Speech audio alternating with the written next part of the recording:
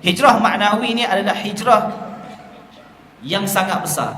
Apabila ada hadis Nabi mengatakan la hijrata ba'dal fathi, ada ayat pula walakin jihadun wa niyyatun.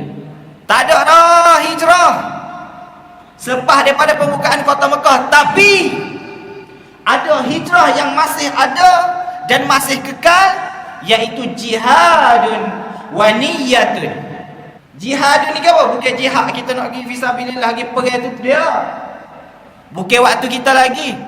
Jihad di sini adalah usaha untuk ada perubahan di dalam diri kita. Kalau kita nak minta ampun dengan Allah Subhanahu Wa Taala, kita minta, kita istighfar. Astaghfirullahal azim allazi la ilaha illa huwal hayyul qayyum wa atubu ilaih. Ampunan Allah sangat besar. Tak kira mu ada dosa ke, tak ada dosa ke, Allah ampun. Tapi bila kita nak berdoa pada Allah, nak minta sesuatu hajat, bersyarat. Tak mudah.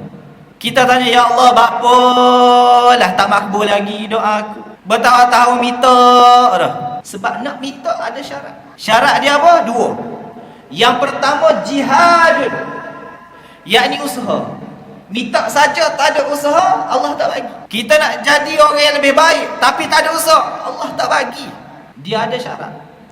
Nak minta apa tak ada syarat. Oh, kita usaha dah tapi tak jadi. Moga tak ada usaha lagi. Apa benda? Niat tu. Niat tak ada. Niat ni dia mari dekat mana tuan-tuan puan? Dia mari dekat iman tadi. Bila iman kita tak kuat nak jadi orang yang lebih baik, nak ada hijrah maknawi ni, niat tu hanya sekadar kata-kata kosong, omong kosong saja, tak jadi. Dua syarat ni, bila kita nak minta dengan Allah, ya Allah, murahkanlah rezeki, permudahkanlah segala urusan, ringankanlah bebanan hutang. Benda ni tak jadi kalau tak ada dua hijrah ni, yakni yang pertama jihadun wa niyatun, jihad dengan niat.